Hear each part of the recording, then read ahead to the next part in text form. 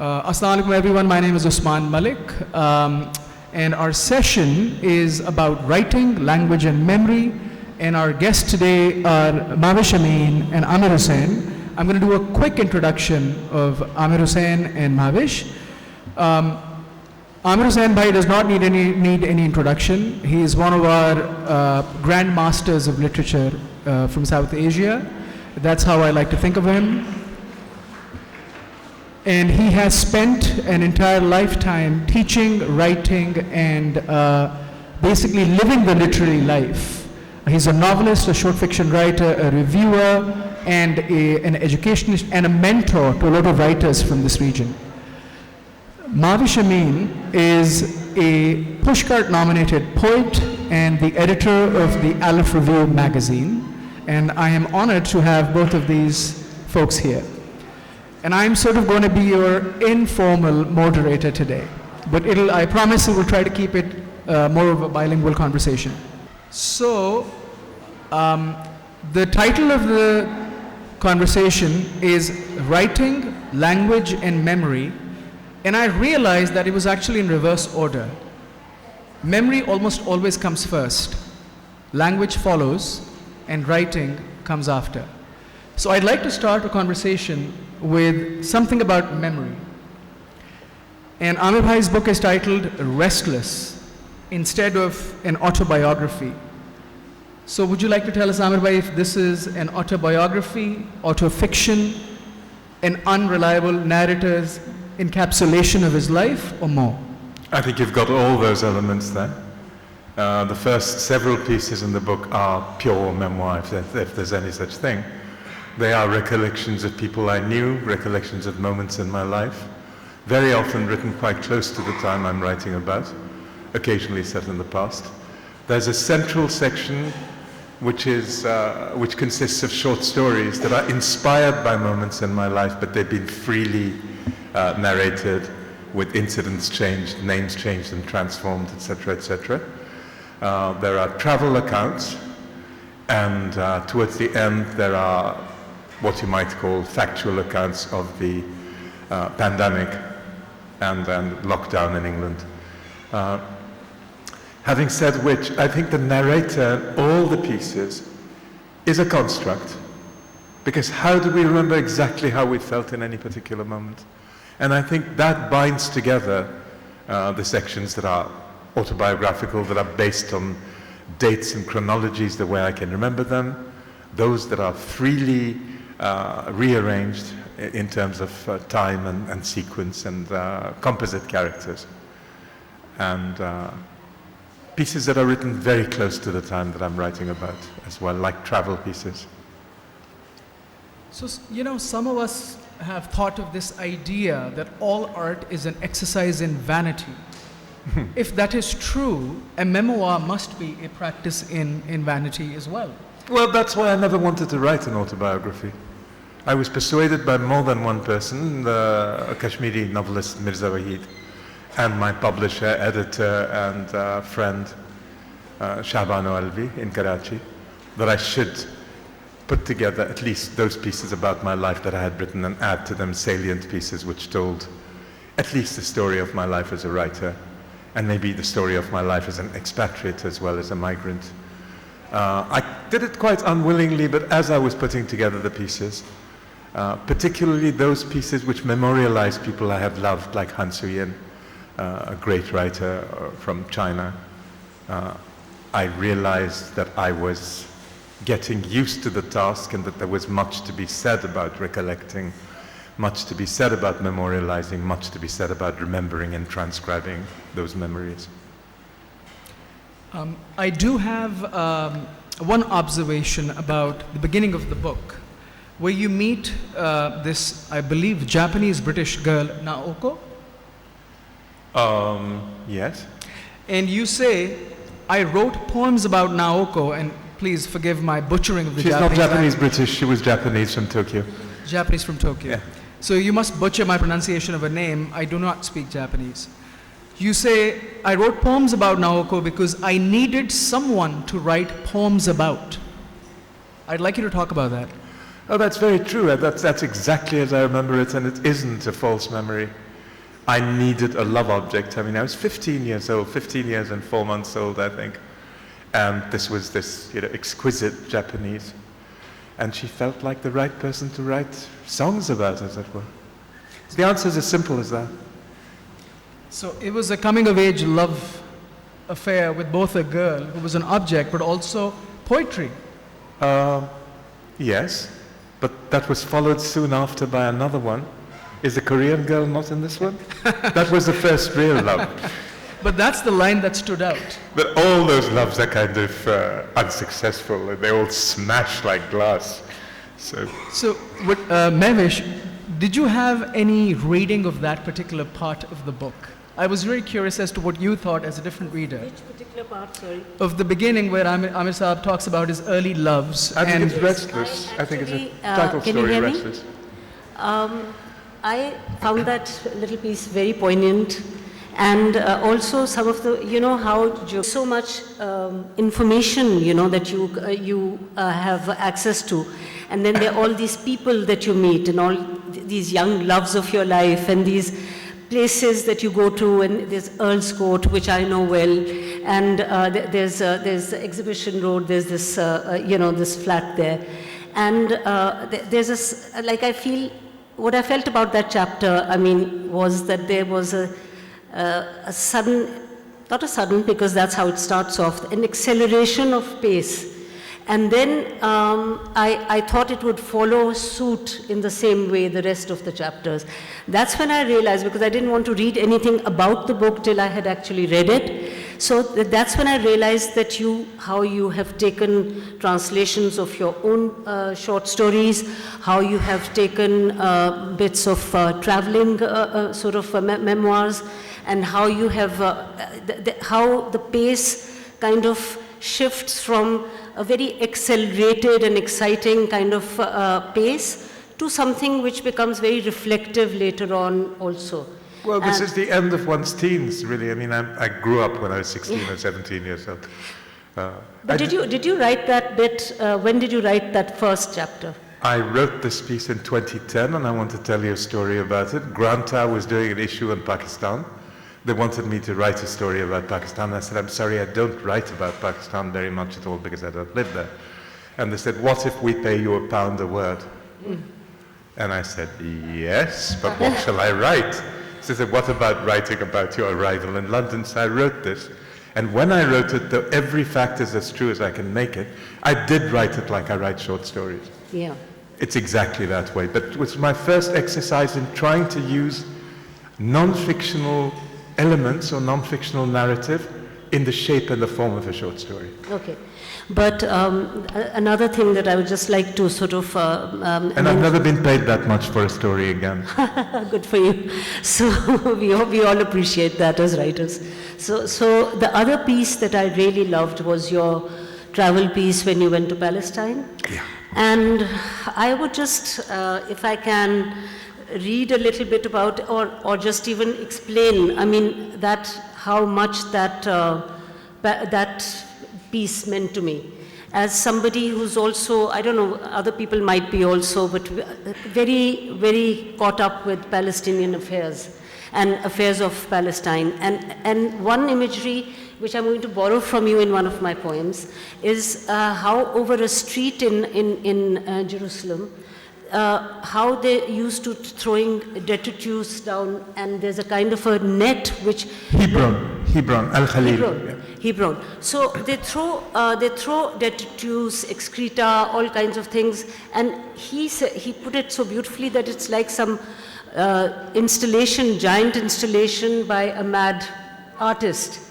And I'm just keep on imagining it. So sometimes in a book you come across an image that won't leave you alone, and this is one of those images. So can you tell us a little bit more about that trip, just a little bit? Yes, I was invited by a dear friend, Hadav Swaif, who's an Egyptian novelist who ran this wonderful organization called the Palestine Literary Festival, and took writers from all over the world to Palestine to tour those places.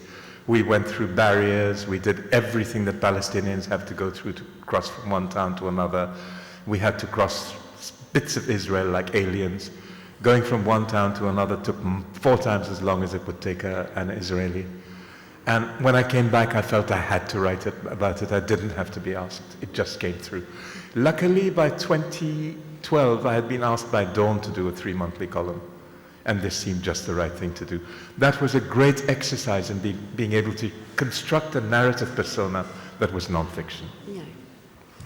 But it was a heartbreaking trip. Literally, you feel your heart is breaking when you're there. I can imagine. And it breaks with happiness sometimes when you see how exuberant those people are, how they refuse to be defeated, And that how little they girl, sing, how that they little play. girl who came up to you with almost mauve eyes, you said, and she sort of... The little boy. The little boy. Yes. Sorry. And asked you about where you know, came from and what exactly, I mean, did you say that why did you, what was the need of... I for you believe to so. come here? He said, "Why did you come here, mister?" Yeah. Yeah. Amazing. One of the things in your early writings is this piece, this line on the great Japanese writer Yukio Mishima, who's one of my favorite writers, who has led a very interesting life. You say that he committed seppuku. At that time you were in London, so ritual suicide. And you said you felt tainted. Yeah. I wonder what that means. Oh, because I liked his work so much, and I felt he was victim to a right-wing mentality, that his seppuku had to do with the Japanese Empire and its fall. And I felt, God, I've adored this writer so much for the last year and a half. And, you know, he's been a bigot all the time. It's as simple as that. Do you think there's a parallel between Yukio Mishima and Han Soo-yin? No. I wouldn't think so at all. No, why do you say that? Because I believe, and I was not aware of Han Yu-sin's work till I read your book, and now I'm going to seek her out. She sounds wonderful. But you also say that she became a mascot for the Maoist government. Yes, I think that voices are very often produced by power, and very often by the powers, the superpowers, to tell the narratives they want to hear. And this is not the only case. This just happens to be one person whom I loved very dearly and who was a mentor to me. But I've seen cases like the story of Christa Wolf, who was East German, and so many others, who at a certain time seem to be saying the right thing that particularly the West wants to hear about their countries, and then suddenly they don't want to hear it anymore, and that person becomes some kind of traitor, you know, or a liar. So that brings me to one question about, because the panel is after all about writing, language and memory. So when it comes to writing, there's been this eternal question of separating art from the artist, right? I mean, we talk about this all the time in literary circles.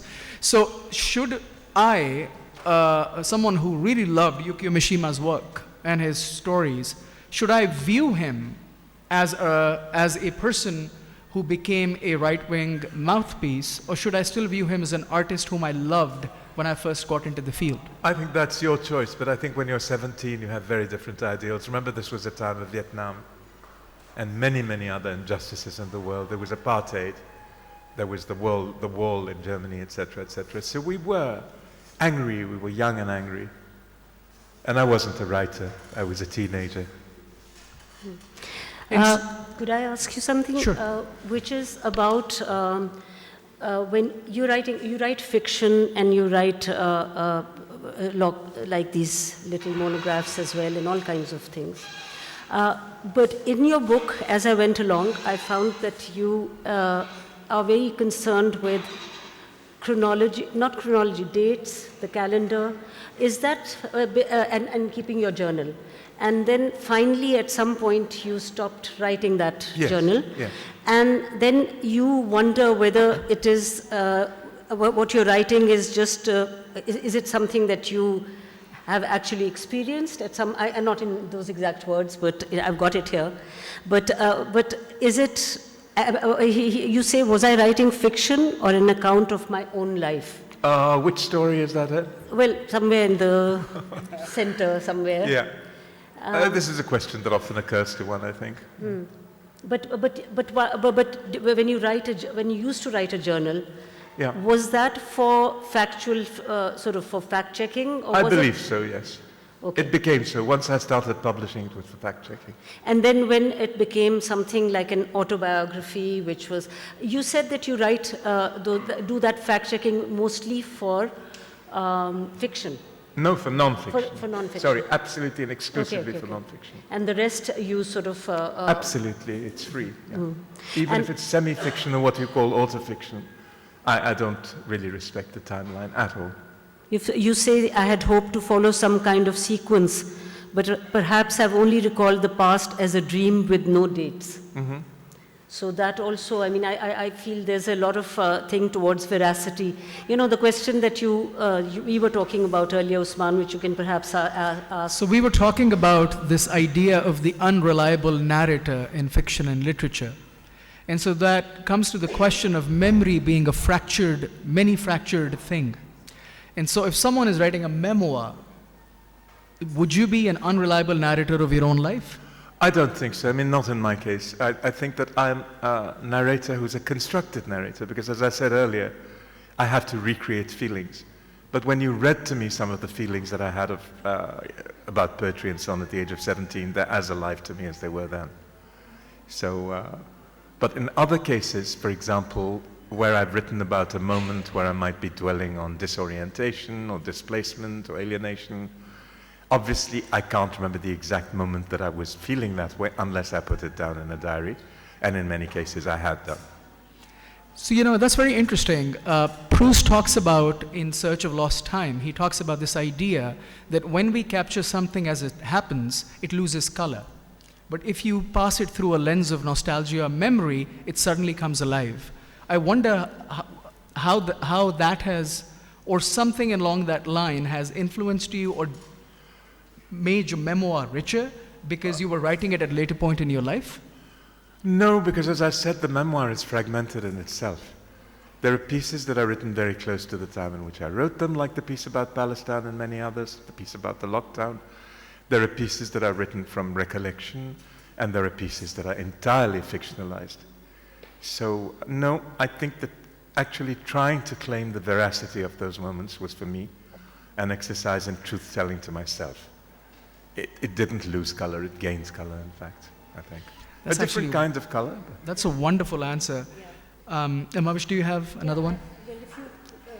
So I was just I have one question that I wanted to talk about. Shah Saab, whom you call a hidden teacher for you. The hidden teacher, the Pir o Murshid, in our literature, in our part of the world, holds a very distinct sophistic element. I wonder if your work or your life has been influenced by that sort of a current? It's been influenced by reading Sufis, yeah. Particularly Eva de Vitremer, which I don't know if I've written about her in this book. She was not only the French translator of Rumi, but she was a commentator on Islam. And I think one of the greatest tributes that was paid to her was that her bones were disinterred and she's now buried in the precincts of Rumi's sanctuary. Her life story and the stories she wrote about the Quran, stories that she wrote from Sufi sources and commentaries on the Quran are absolutely brilliant.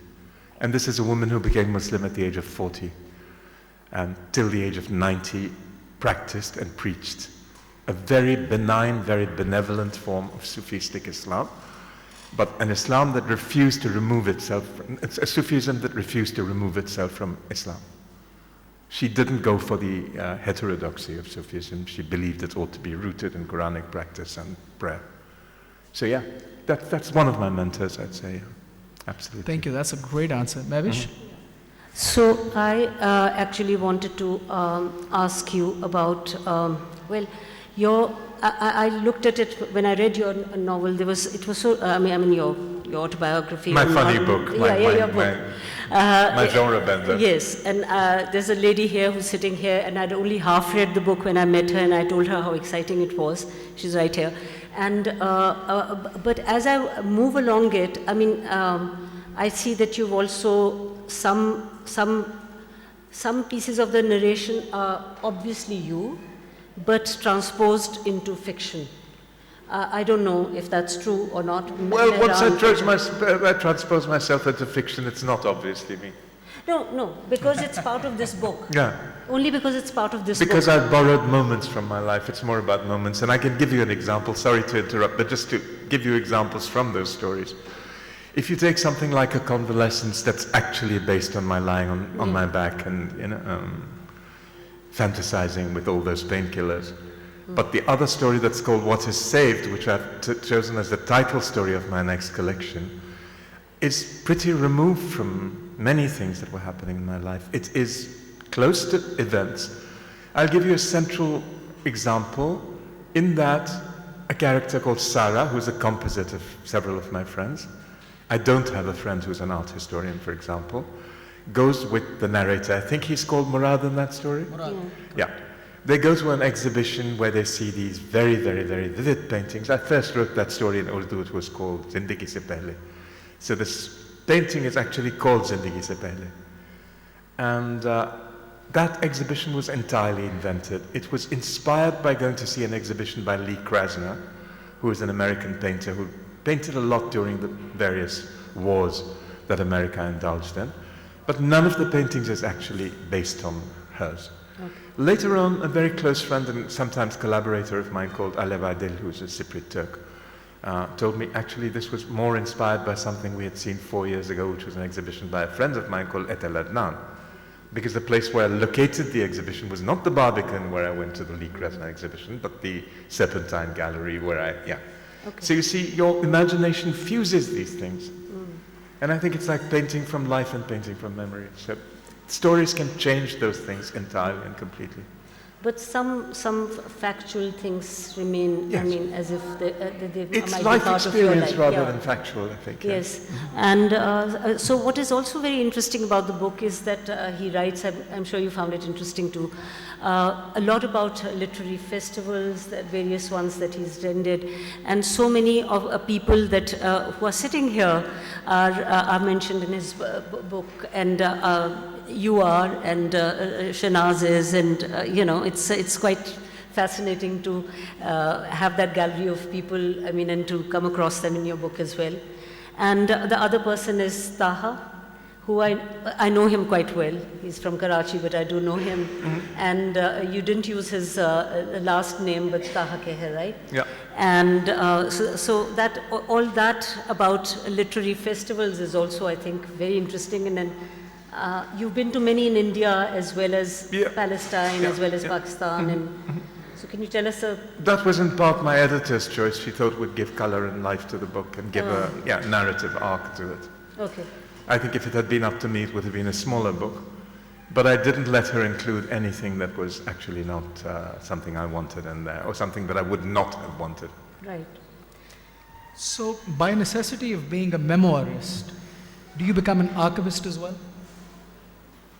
I suppose you become not a memoirist, but a memorialist. I mean, I have memorialized people in my so-called non-fiction, like Khoratulain Haider, like Mr. Shah, like Han Suyen, etc. Yeah. So, But I don't know if I'd call myself an archivist. I don't call myself an ist of any sort, actually. well, see, the fun thing about being a literary figure is once your work is out there, I have all the right in the world to call you anything I like. Yeah. Yeah. So I can label you, and you can. And I have you can every refuse. right to say, no, I wouldn't call myself that, like I don't call myself a critic. I think a critic has a theoretical arch and certain definitions with which he comes to writing what he writes or she writes. I don't. When I write about books, I write about books that I love, that I appreciate, and I write about them as a loving reader and a close reader without trying to define them as any particular category. I felt that Restless has very sensitive archivism about it. I Thank you. felt it It's not was something a I've considered. minute. There were minute observations about people and life and the relationship between those who came before, those who are, and those who will be. And I found that very moving. Speaking of one of those people, the story or the chapter about Han Suyen is something I have found it very hard to forget. It's been moving me recurrently. It made me curious about her. And I felt that that was possibly the most poignant chapter in the entire book for me. And that probably says more about me than it says about the book. But I wonder if you'd say something about what she told you in 1986. You love your mother even if she's ugly. I wonder what that means. Oh, it was a story I wrote which was a kind of allegory of Pakistan in the 80s, which was really based on stories my friends who were coming out of there were telling me. It was later rewritten and recast as a story called Hibiscus Days, but it took me 22 years to do that. And she read a handwritten draft of it, and she said, no, this is not the time to be decrying Pakistan. I said, but I haven't even mentioned Pakistan, and these were her words. She said, write about something that's closer to you at the moment. Not an allegory about a dictatorship. I feel there are also many symbols in your book, maybe that the reader picks on, and inadvertently, maybe it wasn't meant to be a symbol, but like I still recall the way you describe these trees and these flowering trees, and how you take pictures of them, and how you sort of bend. That tree hasn't flowered this February. Really? Oh, that's strange. Yeah, it's very sad. But you have mentioned trees in various kind of areas. Then there's the swan and the pigeon. And as a poet, I see these recurring kind of metaphors. And are they just observations, or are they something? The swans are gone from Regent's Park Lake. I was walking there 2 weeks ago. No, they're very real. I just love swans. I just love looking at them. What they mean to my soul, I don't know. But then, you know, I've also grown up with Hindi because my mother's from central India. So but this particular swan is wounded. This particular hunt's image comes in a lot of Kabir's poetry, or in Siraiki poetry and Sindhi poetry as well. There are various kinds of birds, coonj, hunts, etc., etc. So that, yes, of course, it kind of ties in with certain symbolism in your the pigeon story is absolutely true. It's a young man called Rashid, who was at Jamshedpur University, who told it to me, and he said, "Likho meri kahani," and I wrote it in Hindi, in Urdu, sorry. And before I wrote it in Urdu, I wrote it in English. But also tell me the last chapter in your book, which is the yellow notebook. Yeah, it is addressed to somebody. So I kept on wondering, is that a real person, or is it? No, that's Shaban Alvi, my editor. Yeah, she asked me to write that letter. Yeah. I don't think I've disguised it anymore. I was wondering, so I my needed collaborator, an I'd answer for say. that. We'll look together. Your editor. She's also done the cover photograph and the back image and the layout and everything. So, and it's openly a letter to her. It's a beautiful book. I mean, you all should get it. Before we move to the end of the book, though, I do want to talk about language, which was the second component of the panel. And I know that you speak many languages. You've sometimes borrowed from different languages in Restless and other works of yours that I've read. I wonder how... I think in 3 languages, at least. Yeah. So the fluidity of language and the fluidity of memory come together quite remarkably in this work. How do you approach that? How do you approach writing line by line? Because that is something we don't often see in a lot of writers' work. It's very different because in English, I don't think in a language. I think in images. Oh my God, what's that? You didn't listen to my warning. My phone. No, I had my phone off. Yeah, sorry, I was saying. I don't think in any language. I think in in images. And then I look for the language to follow the images.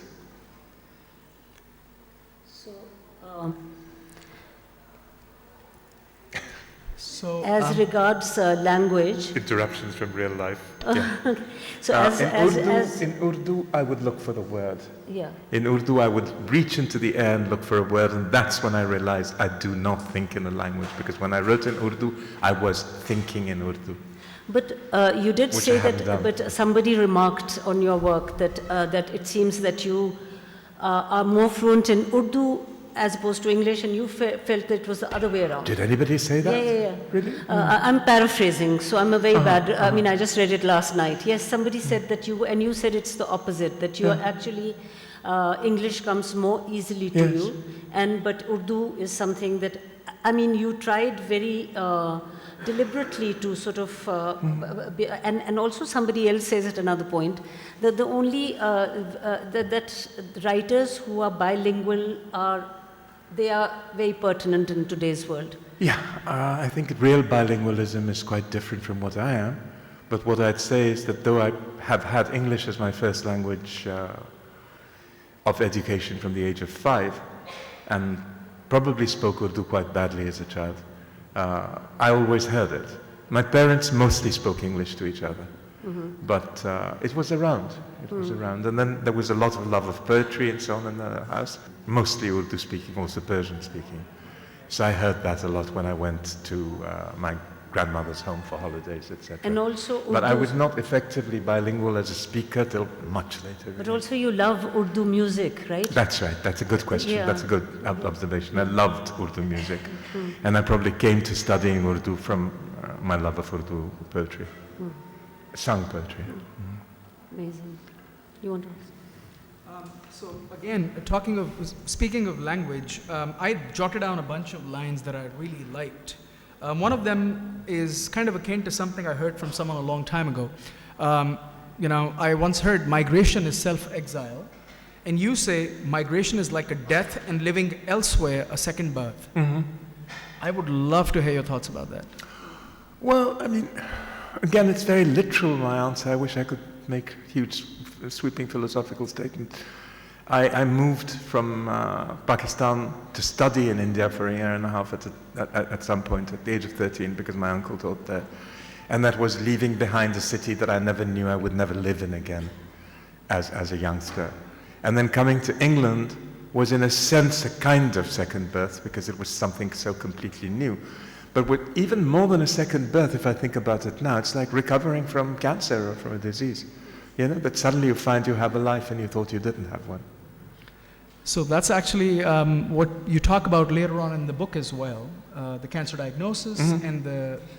So that's exactly what I meant when I said that a short story is kind of like, because that shook me a bit, that story of yours, when you're in a clinic, or the person, protagonist is in a clinic, and you get these messages from somebody who's trying to get a favor from you, and you're dealing with this horrible sort of kind of sentence which has been put upon you, and the chap keeps on messaging you, and so I that point I just wondered, because I didn't know, so I just wondered, is this true? Yes. And then later on I read it was. That story is pretty close to fact. Yes, yes. Yeah, it's just that I've disguised a lot of names in that story, Yes. and again, changed dates around and so on.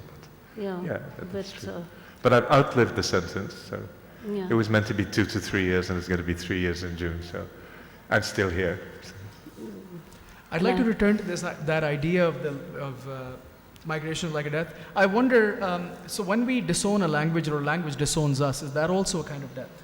And reclaiming it, claiming it, coming to own it again, if that's a second life.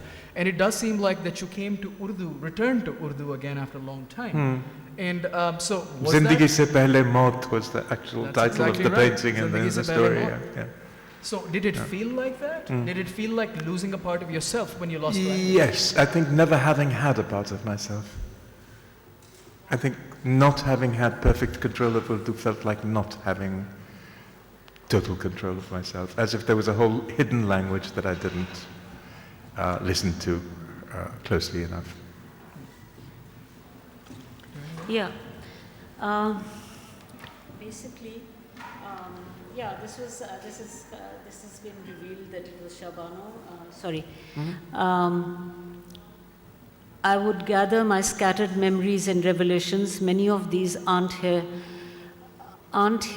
Too deep a pond and I can't swim, or too steep to climb with my lame leg, you write at one point. So this was recently that you also suffered from a broken leg? Yeah, I had an accident, I think 4 years ago. Okay. And then subsequently COVID, and then the loss of your sister and your... That's right. Yeah. And so your mother this as book well. probably would not have been written had these things not happened. Yeah. I wouldn't have felt the need to look back at all. Or listen to people asking me to look back. Do you think, are you quite happy with what the memories that you have already put in the book? I mean, do you think they complete you as a writer, as an author, as a person? It's only a part of myself, yeah, and it's a part that at that time seemed relevant. And I'm happy with the book. I think I would probably have excluded a few pieces. But other than that, I think the major pieces I wanted in there are there. Okay. Yeah. I mean, publishers also worry about heft and weight and length and so on. It's a beautiful book because, again, it's a book to be savored. And it's a book to be read slowly and not in a hurry. I'm certainly going to go back to it. And it's one of those books that you want to devour, yet you want to savor it and sort of go back to certain bits and read about them more in more detail. Since we're talking about writing a book, I wonder if you'd like to read it. Yes. Sorry. I was wondering if you'd like to read a passage from the book. Yeah.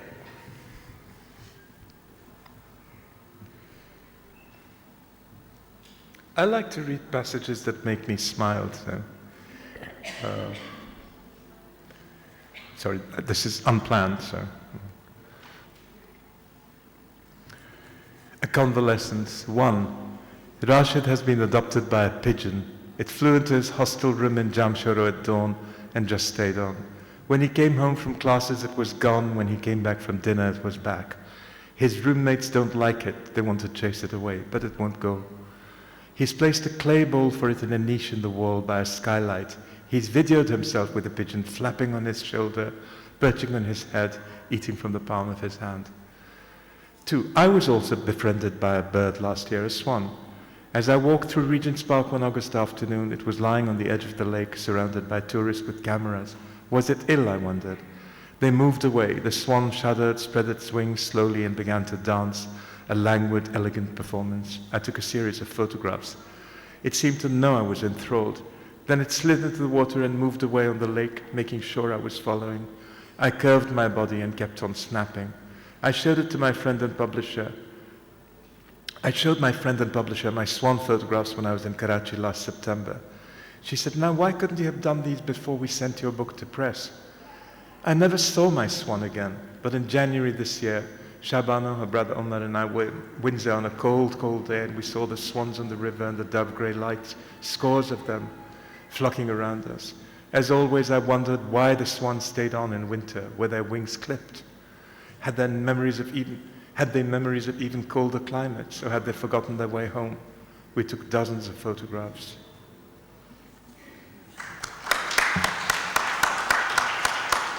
So the story has, I don't know how many chapters, but each one moves to a completely different space of memory that this narrator, if you like, my twin, perceives while he's actually writing the story.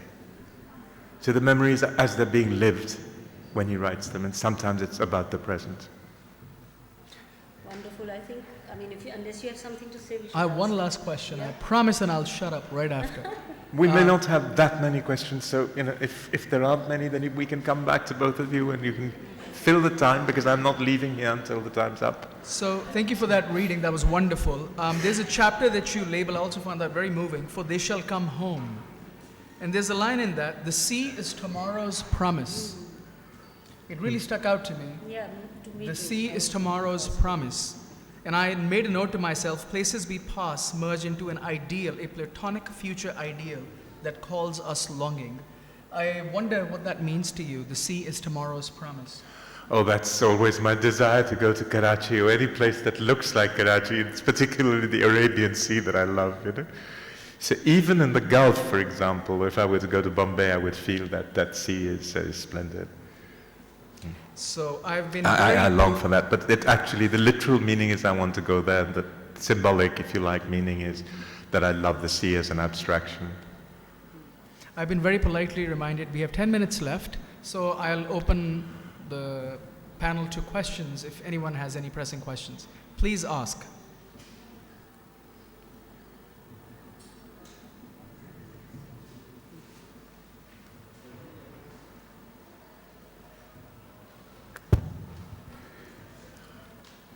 Hello, Aamer here. Sir, thanks for sharing your memories.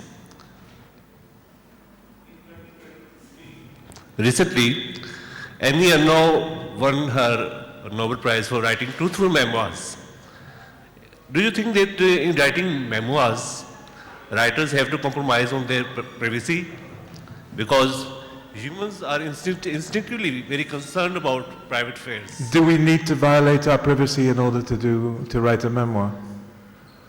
Do we need to violate our privacy in order to write a memoir? Is that the question? Yes. I think a writer is always violating her or his privacy. I think it's all the time. Everything you put on the page, which to you might look like fantasy or like imagination, is actually painful. I mean, you know, a translator earlier was talking about the monkey's wound, bandar ka ghao, that never heals. I think a lot of writing comes out of that. And it's always an exposure. I don't feel, you know, that's why I say I sometimes like to write about other people, or to write things that make me smile. So, secondly, I would like to ask Usman, since you are known for speculative fiction, if you ever think about writing a memoir from your life, what style you would adopt? My life is not very interesting. So memoir writing is probably something I won't be able to get to for quite a while. But I appreciate the question. If I do ever choose to do it, I don't think I will have a choice. Okay. There can we expect another piece of speculative fiction in your memoir? When it happens, it'll happen. There was also something in the book about fairy tales metamorphing into fantasy. The fairy tales of yesterday sort of kind of becoming the fantasy stories of today. I wonder if you could sort of say a word about that, and both of you? Well, since it's in his book and... So Aamer Bhai and I were talking about the story, The Blue Bead. There's a story in the book called The Blue Bead, which I felt was very clearly a fable, a fairy tale. It's meant to be, yeah. It's meant to be. So there is that fabulous quality to that story, which the thing about fabulism, the thing about fairy tale mode of storytelling is it simultaneously puts you at a distance, but makes it very mysterious at the same time. And that mystery, we often talk about, so that story I will never forget it because of the mystery. Had that been answered, I would have forgotten it. That was a very memorable story. And what would you say about that? Because that little boy is never going to know whether it really happened or not. But the truth is that someone does come and bring the string of blue beads and leave it for him. So whether he just dreamed during the rescue of this Pakhtoon boy picking him up from a hill and bringing him home, or whether he really was taken to his home and fantasized that it was a place in Parachinar, or whether it was a camp in Karachi, or whether all that was a fever dream. But what we know is that he was rescued by this child. So it's a complete, you know, it's on the axis of dream and reality. And there's that Poe line, right? Edgar Allan Poe, all that is and all that seems is but a dream within a dream. So, yeah. Any more questions? Yes. Amir, lovely sitting here, wanted to know who was the person you were talking about earlier whose bones were interred next to Rumi? Oh, Eva de Meyerowitz, Eva de Vitré-Meyerowitz. Eva de Vitré, yeah. My question.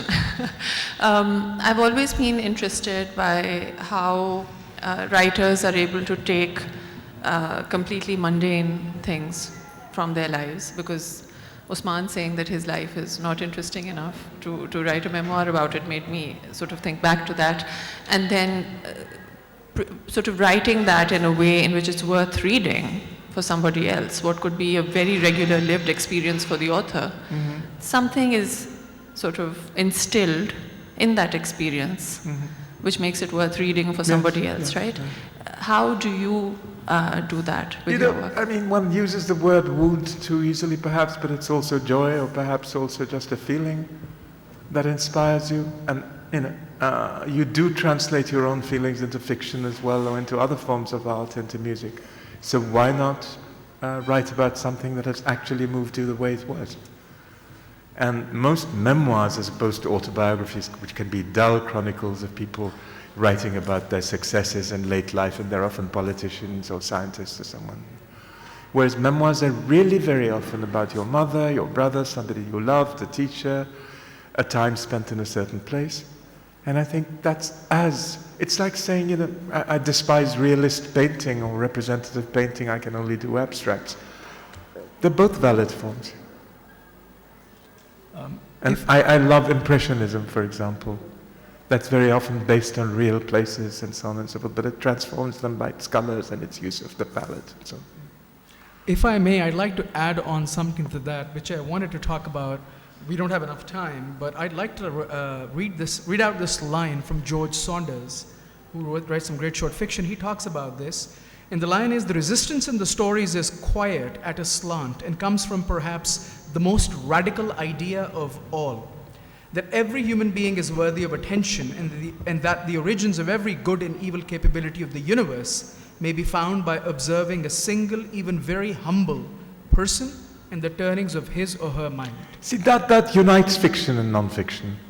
Because I mean, I know young people who feel desperate to write protest stories and they invent characters who are suffering from poverty and so on and so forth. Some of us just look at the lives of people who seem simple, ordinary, mundane students who adopt a pigeon, so many other kinds of people, and feel they're valuable, whether they're children, whoever they are. I mean, I think a writer has to have a love of humanity. I really don't believe you can write out of hatred. I'm sure people do, but you know, I probably wouldn't be moved by that writing. I think love is the force that makes you write. Yeah. 100%. And it's a love that's not romantic, it's a love that's not tied to sexuality, it's a love that's all-encompassing. And you also quoted somebody who said, our longing is our pledge. Blessed are the homesick. Karen Blixen, Isaac Denizen, yeah, the Danish. The Danish writer who was deeply influenced by Sufism and by the 1001 Nights. We have time for one last question.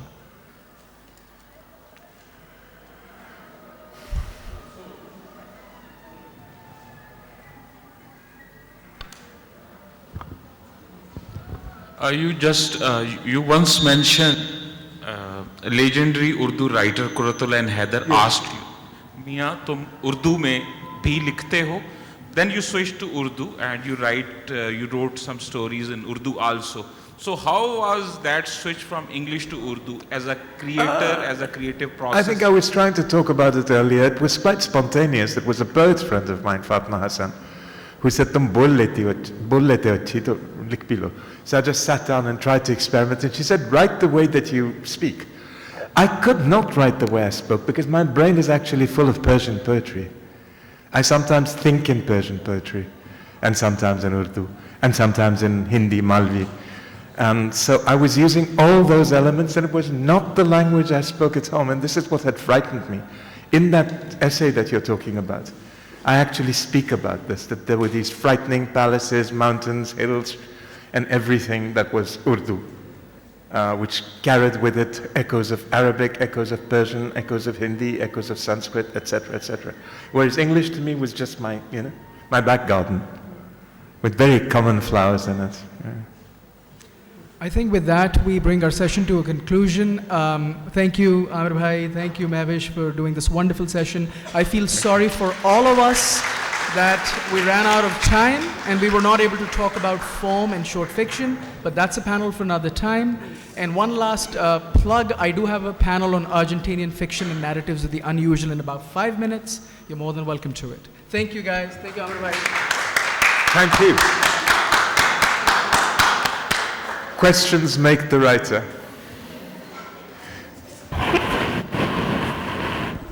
Fiction and short fiction.